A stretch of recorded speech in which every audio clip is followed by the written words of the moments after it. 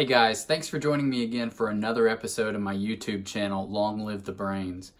Don't forget to subscribe to the channel and also click the little bell on the YouTube app or website so that you'll be notified every time that I post a new episode. I also want to encourage you to drop some comments, ask some questions. You guys have really had some great comments and great questions that have been the prompt for a lot of the videos that I've done and will do in the future. So keep posting. Today I want to touch on a very complicated issue, but I want to try to peel back some of the layers of medical genetics. I can't tell you how many times I get asked, is this disease genetic? So is Alzheimer's disease genetic? Is Parkinson's disease genetic? Whatever the disease. And not that long ago, we used to think that the answer to these questions was fairly simple. However, as we've progressed more in our understanding of medical genetics, we are learning that things are much more complicated. So I think usually when someone asks me if a disease is genetic, what they're asking is, what's the likelihood that I would inherit this disease from my parents or my grandparents or someone in the family? And so that's what I want to touch on today. And we're going to hopefully not cause anyone to have PTSD from their high school biology class. But I want to revisit some concepts that'll be important to understand now, especially in future lectures or videos rather, when I start to talk about specific diseases. So I may use some terms and I want you to have this to refer back to as a resource. So recall back in the lecture about proteins, that proteins are molecular machines. They carry out all of the necessary processes in our brain. We can't live without them. We get proteins from our diet, but we also make proteins. And so what tells us to make proteins? It's a machine, so there's got to be some instructions on how to make this machine. And in fact, that instruction is within our DNA, deoxyribonucleic acid. It's our DNA. And we get our DNA from our parents, all right? Now, DNA it's a complex structure, but we'll break it down. So on the DNA, we have many genes, okay? And it's those genes that provide the specific instructions to make a protein, okay? So gene A makes protein A, all right? And so we inherit genes from our parents because we're getting DNA from our parents. Now, everybody has 2 copies of each gene, all right? 1 copy comes from your mom, 1 copy comes from your dad, all right? So that is kind of the basis for inheritance of disease. So remember, 1 copy from the mom, 1 copy from the dad. So I'm going to point a little bit to something that I drew up a few minutes ago. Now, everybody has 2 genes, or excuse me, 2 copies of a gene. So this is mom and this is dad. Now, we're going to say the gene is gene A in this case, all right? So mom, let's just say she's got 1 copy that's abnormal. We'll call that capital A. And then 1 copy that's normal. We'll call that little a. And then dad has 2 copies, like everybody, and both of his versions of gene A are little a, okay? Now, we'll use this connotation to help understand different inheritance patterns, and we're going to say that we're talking about a disease that's inherited in an autosomal dominant fashion, okay? So that's what I've drawn here, autosomal dominant fashion. Now, what that means is when you take the genes from mom, we're going to plug them into a Punnett Square. So you probably remember a little bit about Punnett Squares from high school biology. But again, we're going to simplify this. It's not a big deal. Don't sign off the video right now. So 2 copies of the gene from mom, big A and little a. So big A here, little a here. 2 copies from dad, little a and little a. So little a here, little a here. Now we cross those, okay? So if we got, hypothetically, what we're saying is if we got the big A from mom and we got a little a from dad, we would have big A, little a, all right? If we got let's say big A from mom and the other little a from dad, we'd still have big A, little a, all right?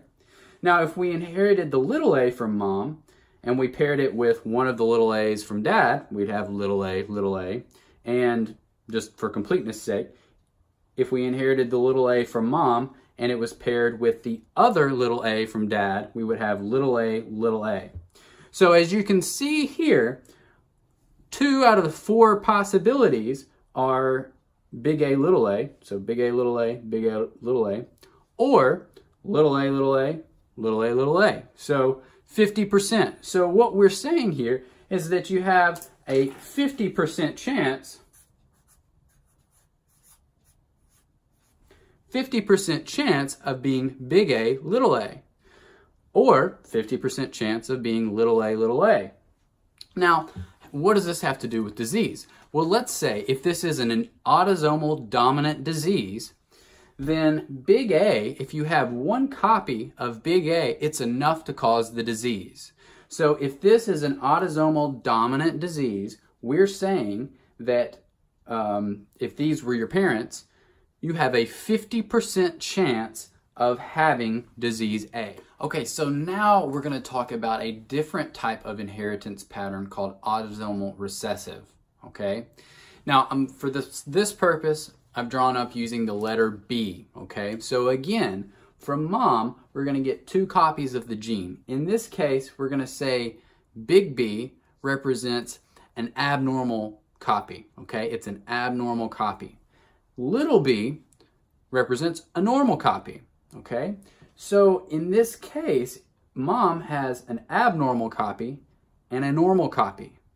Because this is an autosomal recessive disease that we're talking about, this is an example disease, because it's autosomal recessive, mom, doesn't have disease, okay? You've got to have both genes that are mutated for the disease to manifest. Okay, so for this example, mom has an abnormal gene and a normal gene, and dad has an abnormal gene and a normal gene. So what's the chance of their child having the disease? Okay, so we'll go back to our Punnett Square here, all right? So mom's genes, big B and little b. Dad's genes, big B and little b. When we cross them, we can see that of the 4 possibilities, when we cross them, 1 is big B, okay? So that means both of the genes that the child gets are abnormal, which means in an autosomal recessive disorder, you manifest as disease. So there's a 25% chance of having disease. Now the other options that you can have are big B, little b, big B, little b, and then little b. So you can see from here that there's a 50% chance of having big B, little b. Now what does that mean? It's autosomal recessive, so you're not manifesting as a disease, or not manifesting with a disease, but you're a carrier, okay? So just like mom and dad were both carriers of the abnormal gene, you didn't have 2 copies of an abnormal gene, so you didn't have disease, all right? Now, so there's a 50% chance that the child would be a carrier.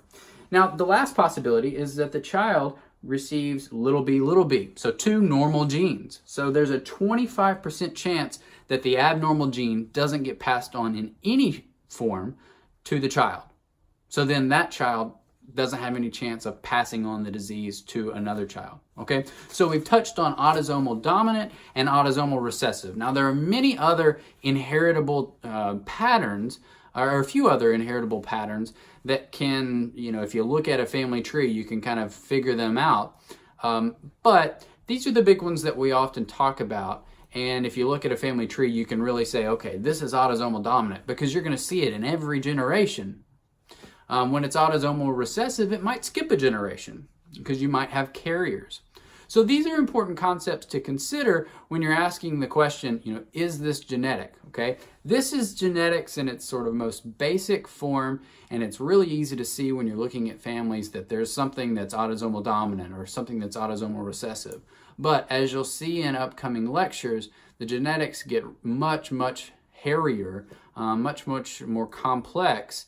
And although it may not be completely easy to see in a family tree that something is being inherited, it still does have a genetic component. So hopefully that wasn't too much information. I would encourage you to go back and take a look at this, and if anything wasn't clear, send me a message and we can dig deeper into this. Have a great day.